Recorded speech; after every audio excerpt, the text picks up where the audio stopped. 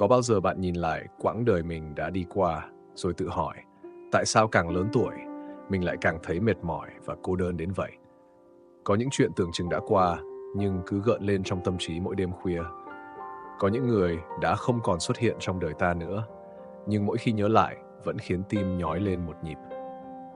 Cuộc đời giống như một dòng sông, càng chảy về cuối nguồn, nước càng lặng. Nhưng sự lặng im ấy không phải là sự bình yên, mà là sự chấp nhận. Nửa đời trước, ta sống trong khát khao và kỳ vọng. Nửa đời sau, nếu không học được chữ tùy duyên, ta sẽ bị chính quá khứ của mình nhấn chìm. Trong video hôm nay, chúng ta sẽ cùng nhau bước vào một hành trình suy ngẫm, không phải để buông xuôi mà để học cách sống tự tại. Không phải để thờ ơ mà để thấu hiểu rằng cố chấp là gốc rễ của khổ đau và tùy duyên là chìa khóa của hạnh phúc. Câu chuyện của người đàn ông giữ chiếc đồng hồ đã hỏng. Ngày xưa, có một người đàn ông luôn đeo trên tay một chiếc đồng hồ đã hỏng. Dù kim giờ không còn chạy, mặt kính đã nứt, dây đeo rách, ông vẫn không bao giờ chịu bỏ nó đi. Người thân hỏi ông, sao ông không thay chiếc mới? Ông lắc đầu, chiếc đồng hồ này là của vợ tôi tặng từ thời chúng tôi còn nghèo. Nó là ký ức, là tình yêu, là thời gian. Nhưng điều mà ông không nhận ra là ký ức ấy đã trở thành xiềng xích. Mỗi lần nhìn chiếc đồng hồ, ông lại sống lại nỗi đau mất vợ. Mỗi lần lên dây cót, ông lại kéo dài một thời gian đã không còn tồn tại. Giống như chúng ta, nhiều người vẫn cố chấp giữ lại những thứ đã không còn giá trị. Một mối quan hệ cũ, một giấc mơ dang dở, hay một kỳ vọng vô lý. Càng giữ chặt, ta càng tổn thương, càng không buông, nỗi đau càng sâu. Cổ nhân dạy, người biết tùy duyên là người có trí tuệ. Tùy duyên không phải là đầu hàng. Tùy duyên là nhìn rõ bản chất của sự việc rồi chọn cách ứng xử nhẹ nhàng nhất, thanh thản nhất. Có người từng hỏi một vị thiền sư, nếu con cố gắng mà vẫn không có được điều mình muốn thì sao? Thiền sư đáp, thì con cứ buông đi. Bởi vì nếu điều đó thực sự thuộc về con, nó sẽ không rời xa con. Nếu nó không thuộc về con, càng giữ, con càng đau. Tùy duyên là sống hòa hợp với mọi hoàn cảnh mà không đánh mất chính mình, là biết rằng người đến là duyên, người đi là nợ đã trả xong. Câu chuyện của người phụ nữ từ bỏ cuộc hôn nhân 20 năm để tìm sự an yên.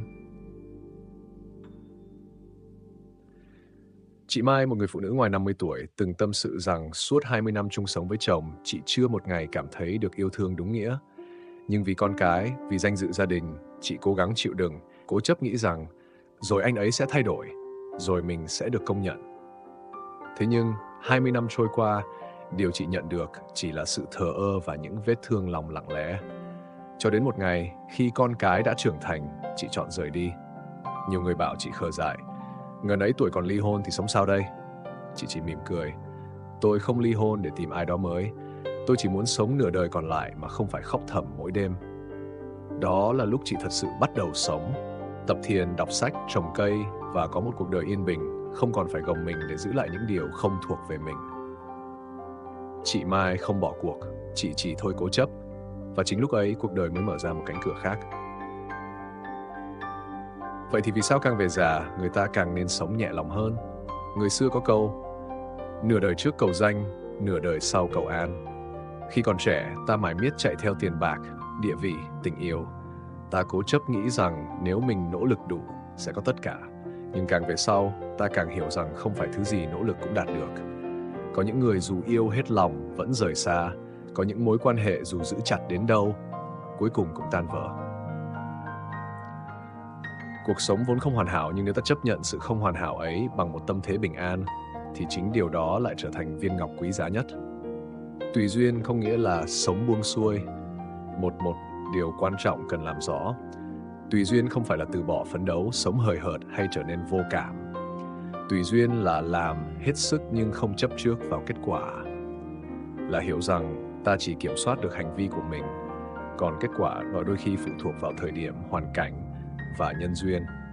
Có người gieo hạt mãi không nở, đến khi họ thôi kỳ vọng thì cây lại bất ngờ đâm chồi. Có người yêu ai đó hết lòng, nhưng khi buông tay thì người kia mới nhận ra mình đã đánh mất điều gì quý giá. Tùy duyên là sống thông minh, không phụ thuộc vào điều mình không thể điều khiển. Đó là một sự thức tỉnh, không phải trốn tránh. Cuối cùng tôi chỉ muốn nói với các bạn rằng hãy sống tỉnh thức để nửa đời còn lại được an yên. Có một câu nói rất hay, người thông minh học được cách thay đổi hoàn cảnh, người trí tuệ học được cách chấp nhận hoàn cảnh để thay đổi chính mình. Cuộc đời mỗi người là một hành trình. Nửa đầu đời là hành trình học hỏi, khát vọng trải nghiệm. Nhưng nửa đời sau, hãy dành để chữa lành, để tha thứ, để sống nhẹ nhàng hơn với chính mình. Đừng cố gồng mình để giữ lại những điều đã phai nhạt. Đừng cố làm hài lòng tất cả mọi người. Đừng sống chỉ vì cái nhìn của thiên hạ. Hãy học cách sống thuận theo nhân duyên, làm những điều có ích, giữ một tâm hồn sáng và một nụ cười nhẹ trên môi.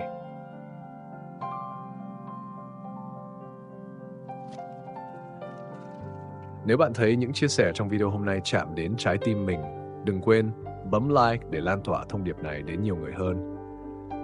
Đăng ký kênh để không bỏ lỡ những câu chuyện ý nghĩa về triết lý sống và trí tuệ cổ nhân. Và hãy để lại bình luận chia sẻ.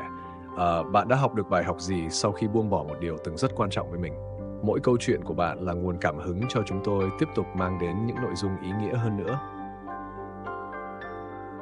Hẹn gặp lại bạn trong video tiếp theo, nơi ta cùng nhau trưởng thành trong bình an và trí tuệ.